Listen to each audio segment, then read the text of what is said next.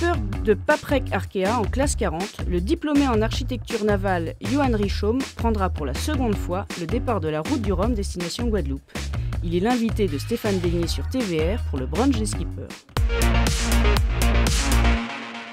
Bienvenue pour votre brunch des skippers. Nous sommes à l'École internationale de la crêpe en partenariat avec Brest Café, quai du Gué-Trouin, pour accueillir Johan Richaume. Bonjour à vous. Bonjour. Et grand merci d'avoir accepté cette invitation. Vous êtes le skipper de Paprec Arkea. Vous allez vous élancer pour votre seconde route du Rhum en catégorie classe 40. La première édition en 2018 a été une magnifique édition pour vous car vous avez remporté cette route du Rhum. Avant de voir à la fois cette édition 2018, comment vous l'avez ressenti, puis parler de ce projet 2022. Quelles sont les premières images que vous avez de cette mythique épreuve de la route du Rhum destination Guadeloupe ? Une image qui m'a le plus marqué, c'est quand j'ai assisté Damien Seguin sur son départ en 2014 et de voir la nuée de Zodiac partir à côté de la flotte, et vraiment une sensation assez dingue d'engouement populaire et de moments un peu historiques en fait, et de le vivre de l'intérieur. C'était vraiment un privilège, surtout de faire ça avec Damien, que j'apprécie depuis de nombreuses années. De nombreuses années. C'est vrai que voir autant de personnes, cela témoigne aussi de l'admiration qu'ont les spectateurs envers vous, navigateurs, qui sillonnez les mers du monde et qui traversent l'Atlantique pour cette épreuve. Ça doit faire chaud au cœur de voir cette sympathie, cette reconnaissance et des fois cette admiration. Oui, forcément. Alors c'est toujours un peu déstabilisant parce que le reste de l'année, on n'a pas cette proximité avec le public. Même si à Lorient, on a un accès totalement libre à nos pontons. Il y a relativement, on va dire, peu de personnes qui viennent nous voir. Et donc d'un seul coup, on rassemble énormément de personnes autour de nous. Les gens nous acclament dans l'écluse, alors qu'il y a un mois, on a passé la même écluse et il n'y avait personne. Mais c'est vraiment l'événement qui attire énormément, et c'est un événement de légende qui est ancré dans la mémoire des Français, et ça c'est exceptionnel. Alors ce village, on parle de plus de 2 millions de spectateurs, a été ouvert mardi soir. C'est vrai qu'il y avait déjà énormément de monde pour voir entrer dans les écluses les bateaux, avec des gradins cette année pour peut-être encore donner un peu plus de spectacle et permettre au plus grand nombre de voir entrer et puis surtout sortir les bateaux, parce que les sas, il y a quand même quelque chose qui, à la fois pour vous skippers, mais pour le grand public, on se dit ça y est, ils partent, ils vont vers de nouvelles aventures, et des fois c'est vrai que la vie à bord n'est pas toujours très simple. Non, la vie est pas simple, mais je trouve que le moment est beau du passage des écluses, parce qu'en fait on est aidé par nos équipes, c'est un des derniers moments. Après ils doivent débarquer avant la phase de départ, les 4 minutes avant le départ. Donc en fait ça se fait un peu en étapes, quand on quitte le public, puis on quitte l'équipe technique, et voilà, et tout ça est un bel partition musicale bien orchestrée, quoi, et c'est assez joli, et du coup ça rajoute un petit peu d'émotion à tout ce départ de course. Alors en 2018, vous êtes arrivé quand même avec une expérience. Je vais quand même signaler que, et ça force toujours le respect, vous avez remporté à 2 reprises. Vous êtes dans un cercle assez fermé, 2 solitaires du Figaro. Lorsque l'on sait la difficulté extrême de cette épreuve, où on dort très peu, on est au taquet, c'est un sprint un peu sur toutes les épreuves, on se dit forcément que ça force le respect, et que votre première participation en 2018, elle est victorieuse. On en sort vraiment avec beaucoup de bonheur, beaucoup de satisfaction, et pour soi et pour son team. Hein. Ça vient consacrer quand même aussi toutes ces heures, ces semaines, ces mois de navigation en préambule. Ouais, j'ai envie de dire, ça vient consacrer des années d'investissement personnel, hein, parce que la route du Rhum 2018, c'est au bout de 8 à 10 ans de professionnalisme pour moi. Vous avez dit donc mes participations à la solitaire du Figaro, j'en ai fait 8 d'affilée, 8 années entre guillemets enfermé à Port-la-Forêt à faire des entraînements tous les hivers pour augmenter de niveau. Et la solitaire du Figaro, en fait, c'est la meilleure école de formation. Donc effectivement, je suis sorti de là, j'ai arrêté en 2016 la solitaire après ma première victoire, et après j'ai préparé ma route du Rhum 2018. Et effectivement, j'arrivais préparé. Donc on a tous les projets à gérer, trouver les sponsoring, tous les aspects financiers, de commercialisation, de communication autour de nos projets, qu'on gère nous-mêmes dans des projets à taille normale, on va dire. Aujourd'hui, je suis dans un projet à taille un petit peu plus grande, donc je suis assisté dans toutes ces tâches. Mais c'est un peu la consécration. Et du coup, on arrive sur une route du Rhum en sortant de la Solitaire du Figaro, déjà formé. Et donc, le côté vélique, on va dire, est déjà un petit peu plus simple à maîtriser. Et voilà, par contre, c'est la concrétisation de toutes ces années-là, ça c'est évident. Alors, lorsque vous gagnez en 2018, quelles sont vraiment les images fortes que vous allez garder un peu toute votre vie? C'est délicat parce que j'ai l'impression que des images fortes, il y en a eu tout au long de ce projet. C'était une année absolument folle pour moi, ouais, clairement. Enfin, on avait d'abord un mécène qui m'a contacté, on a construit un bateau, mis à l'eau le bateau. Moi j'ai eu un enfant, on a acheté la maison, on a dématé avec le bateau, on a eu beaucoup de mal à monter le projet financièrement parce qu'on ne trouvait pas de partenaire. Je suis parti avec des dettes monstrueuses sur la dernière route du Rhum.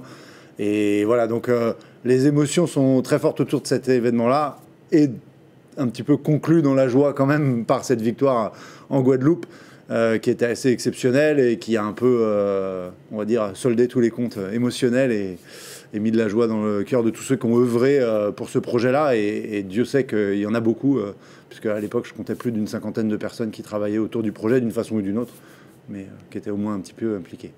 Gagner la route du Rhum, c'est un peu le Graal pour tout navigateur et c'est une épreuve qui est mythique. Philippe Joubin, qui est le grand spécialiste voile à Ouest France, avec qui nous faisons également ces brunchs des skippers en partenariat, a une question à vous poser. On l'écoute. Johan, voilà 4 ans, vous avez gagné la route du Rhum en classe 40, il y avait 53 engagés. Cette année, vous êtes de nouveau en classe 40 et il y a 55 engagés.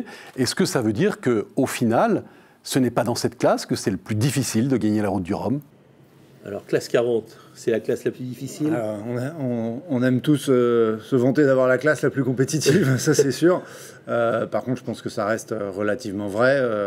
On est 5 à 6 bateaux pour la victoire. Je ne pense pas que toutes les classes puissent dire pareil. Peut-être l'IMOCA quand même aussi. Mais bon, ça reste engagé. Donc on est 55 effectivement, mais on est aussi 26 bateaux neufs, ce qui veut dire que des bateaux construits dans les 2 dernières années. Ce qui est quand même assez exceptionnel, avec beaucoup de nouveaux designs, des partis pris architecturaux assez engagés, notamment notre bateau à nous.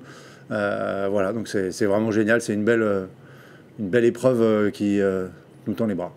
Johan Richomme, donc le skipper de Paprec Arkea sur classe 40, mais je sais que cette année, elle est très belle aussi pour vous, parce que dans le coin de votre tête, il y a une épreuve, le futur Vendée Globe, et ce magnifique bateau qui est actuellement en train de sortir des chantiers, cet IMOCA, car vous allez passer sur IMOCA pour le Vendée Globe, bien évidemment.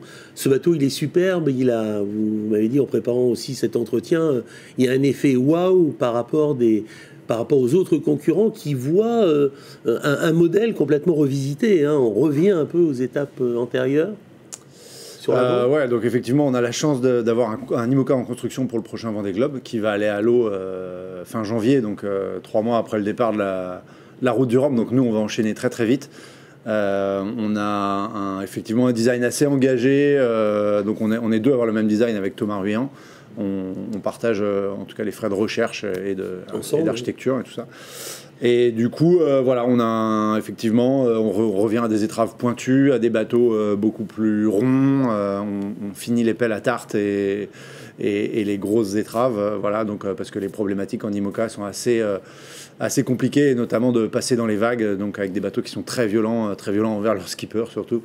Et voilà, donc on a tout revisité, on a aussi revisité, mais ça on le verra plus tard dans d'autres images, l'ergonomie intérieure du bateau, parce qu'on a totalement chambouler la façon dont on vit à bord d'un IMOCA, et on est passé dans un cockpit qui est la zone de vie, qui est entièrement fermée, avec une vision avant exceptionnelle, des sièges baquets pour être bien installés face aux ordinateurs, face aux éléments, face aux voiles, à la mer, aux foils, etc. Donc vraiment une immersion du skipper au sein de la navigation, et puis un skipper caché à l'intérieur de sa boîte en carbone.